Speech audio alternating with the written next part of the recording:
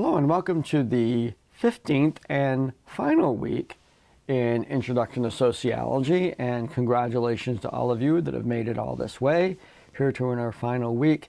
And we are essentially finishing off the class, kind of coming full circle by taking a look at how society changes. And we've been talking about throughout this class the forces of change that exist that cause our society, the people in it, our practices, our culture, our norms, values, expectations, technology, and these things. The constant here is change. Kind of interesting way of saying that, but change is always happening.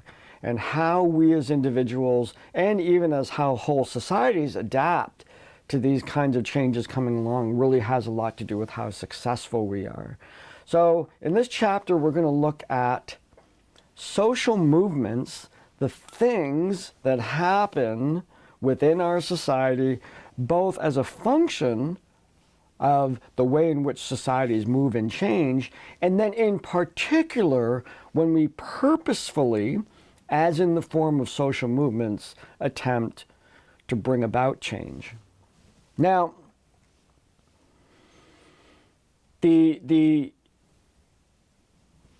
we're going to start off with an examination of the ways in which societies change, and then just normally in terms of technology, population, urbanization, those kind of things. And then I'm going to sort of been playing around with my software here, trying to create animated graphic representations of each type of social movement that there is and what the principles are involved when people take action to try and bring about change in their society. So let's look at changing society.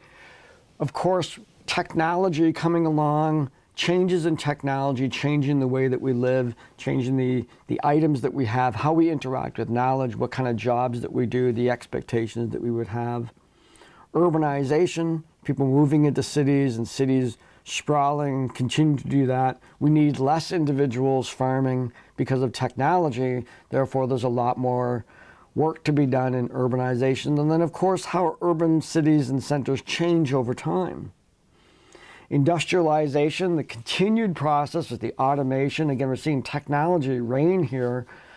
Technology being a primary mover in industrialization, using machines to maximize and multiply human effort.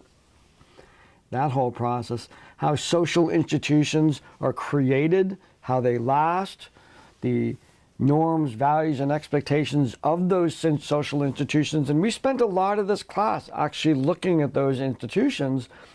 We're not talking about the building, although that can be an institution too. We're talking about government, economy, family, school, peers, the media. Looking at those are all forces of change that exist. Forces of change and sometimes resistance, forcing it like, hey, wait a minute, we don't want to go that way. Those kinds of things. Religion, sometimes being that traditionalist point of view of resisting change. All of these things, these are the institutions who themselves are transforming at the same time while they're engaged in the process of changing and transforming. Population changes, not only in terms of the pure number of people, but the distribution of people and the characteristics of those people. So we look at issues like immigration, we talked about redlining, we talked about racial issues, gender issues, all of those things that we associate with people all falling into this parts of our society that are changing, and we can group them all together as population. And finally, of course, the environment. We lived scientifically in a closed environment, somewhat. We get energy from the sun, but aside from that, the Earth is kind of a closed environment. And how we endeavor to be good caretakers of that planet and the effects of all of these things on the natural environments, which biologically supports our existence. Of course, very, very important in today's world. Now, social movements, all the things that I just talked about are the existing ways in which the natural order of things undergo change. When we introduce a concept like social movements, this is when groups of people get together, individuals get together, and they attempt to make change upon our society, to bring it about. And there's different ways in which here in sociology we categorize those things. So I'm going to use sort of some playful graphic representations of this. First, we might have a social structure that exists. And here's the social structure represented by the letters A, B, and C within this particular institution, represented by the red box. Now, sometimes we want to rearrange this. We want to take those same principles, but we want to do them in a different way. We want to change things the way they've always been done and maybe do them in a different way. And we call that a reform movement. We want to change the way things are being done. And an example of a reform movement might be, let's say we wanted to reform the way in which politicians can raise money, or we want to reform welfare, or we want to reform the housing industry, or maybe we want to change the ways and policies of banking. Maybe you want to reform education and prioritize different things in terms of what's important to pass on to our children. So we're not wrecking everything, we're not starting over, we're changing things around to make a new way of doing things. Now, in addition to that, sometimes we have an existing social structure and we want it gone. And we want to build a whole new structure. And we refer to that as a revolutionary movement. Now, we use the word revolutionary really loosely these days. We talk about the revolutionary new technology on the iPhone. Not really revolutionary. It's cool. It may bring about some substantial change. I mean, certainly revolutionary items such as cell phones in general, or television, those kinds of technological leaps certainly have a revolutionary quality to it. But in revolutionary thought, we're looking at the system, basically, whatever the circumstances are outdated. There's not enough reform that we can do in there to bring about what we want. We have to start over. You could have a house that's, partially burned down. And there's a point at which you say, you know what? We can still fix this house. We can still reform it. We can still rebuild the pieces, make this room different. But there comes a point also where you say, you know what? We just need to tear it all down and start from scratch. People will sometimes vacillate between, do we want to reform or do we want to trash it and start all over again, because there's maybe so much wrong with that original formulation that we need a brand new one.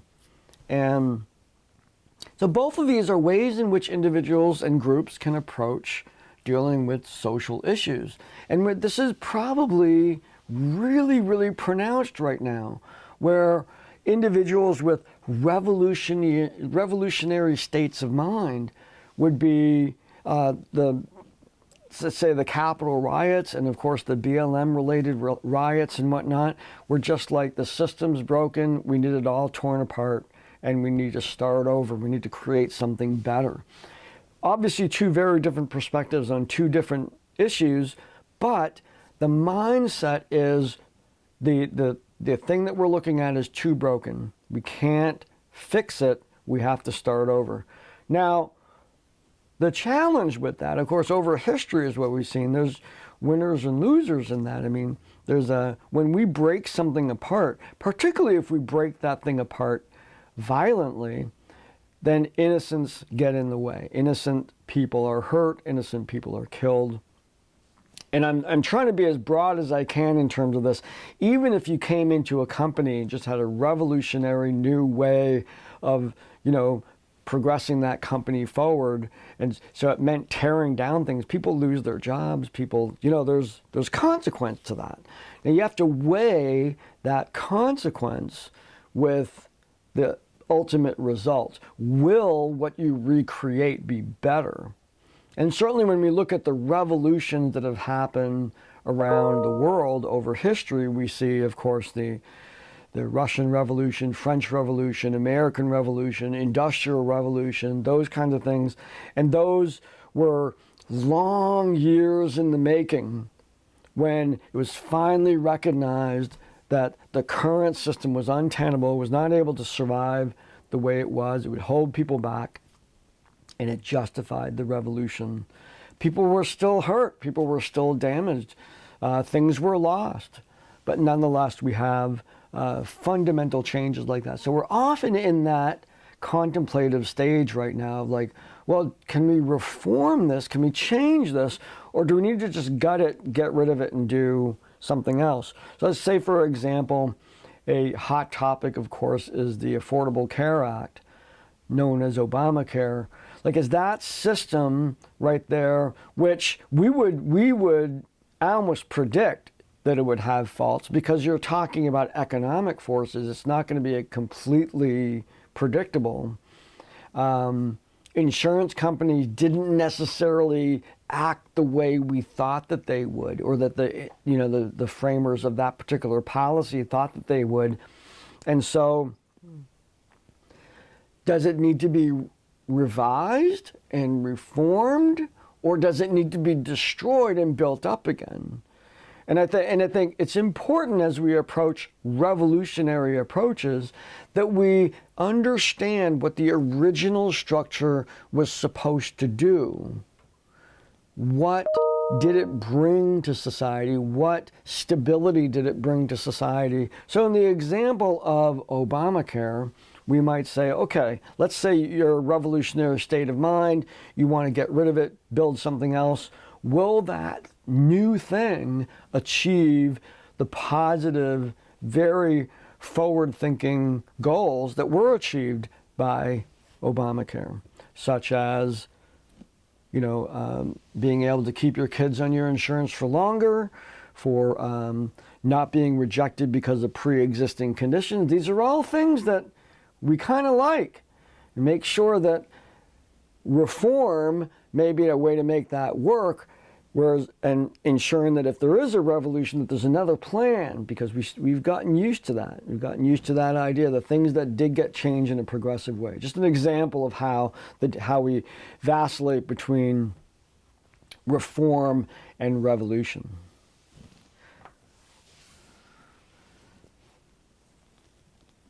Now, sometimes we have a situation and we have a sacred answer to that particular situation. You may have the red box representing a social institution, and then there's an understanding of that situation that comes from a sacred point of view, and we try to develop a combination of those, which is a social institution that embodies sacred concepts. So we refer to this as a religious movement.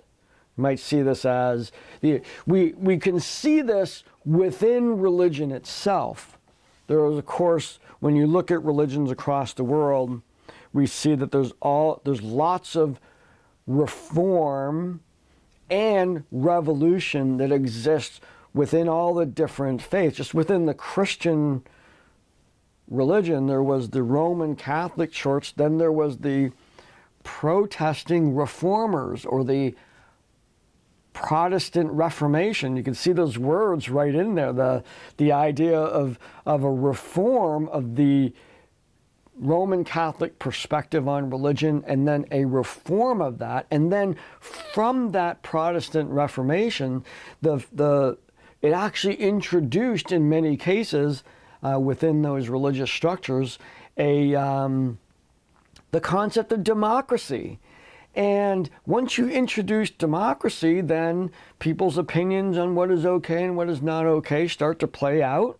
And that produced, the Protestant Reformation produced tons of Reformed churches, all kinds of different ways of perceiving worship and what's okay, what's not okay in terms of human behavior and all that. So it's certainly the result of that reforming, whereas the Catholic Church might operate, it's principally a monarchy, and with the Pope having, representative power of God on the earth. And so we see those difference between sacred, but yet sacred and then secular components. Kind of like my graphic, you'd have this sort of the Protestant Reformation, sort of this social embodiment of the sacred that we see. But then, in addition to that, we might see principles of our own spiritual life or our faith being represented in the way we like to see social institutions operate. So if we equate our particular perspective, such as a perspective that we have, such as the golden rule, give unto others as you would have them do unto you, which is an ancient rule. That predates Christianity, but we associate it with Christianity, and we endeavor to embody that within social institutions. Then there's it may not be obvious and it might not be apparent, but we may be attempting to take this philosophy and contextualizing it within a non-sacred environment or secular environment and saying, well, and we do that. We might approach, let's say, a customer service question as, and often in customer service questioning training, they would say, well, how would you want to be treated as a customer? Well, treat your customer as you would like to be treated as a customer. And we see that secularization of what in other contexts is a sacred rule. So these kinds of changes that occur in our society, and that particular one is actually sort of permeated business, permeated sales, permeated advertising, all of that, treating the customer as I would like to be treated. So a very important part of our society now.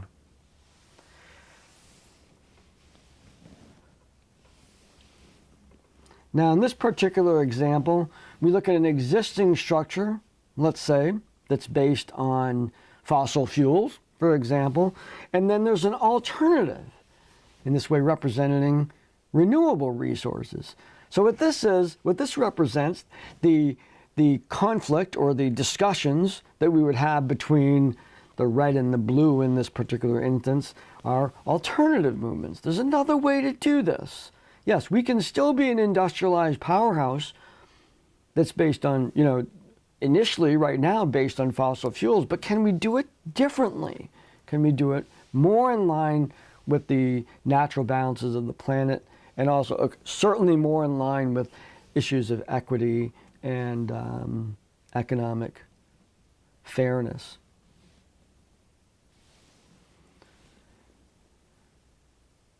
And finally, we have existing situations that are trying to change, and we resist them. We push them back to where we want them to be. This is a resistive movement. When change is coming along, and we may say, no, we don't want that change to happen. Now, and so there's issues with same-sex marriage and the LGBTQ world that have been pushing upon changes in our society, and there's no doubt there have been movements of resistance against those directions. And so we see that playing out in that particular social area. So in this chapter, we kind of contrast the totality of changes that occur as a result of technology, industrialization, urbanization, population, all of those things that I reviewed at the beginning. And then we look at the active involvement of members of a group or society in changing that.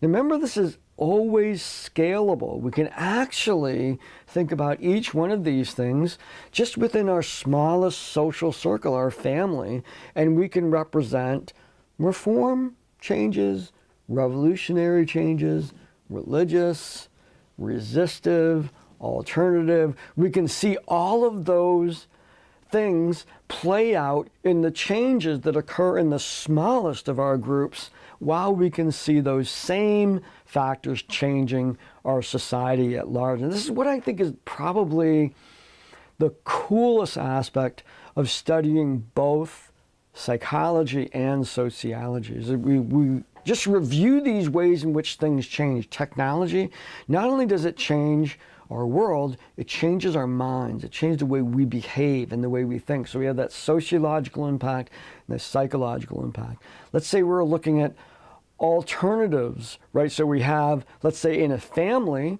there's a, how do they make money? So you have one person has a job, but they have some goals that they want to accomplish that require them to go part-time. So maybe some other people need to get jobs to find an alternative way for them to still make the bills and not slip through the cracks, and enable that individual to pursue different goals.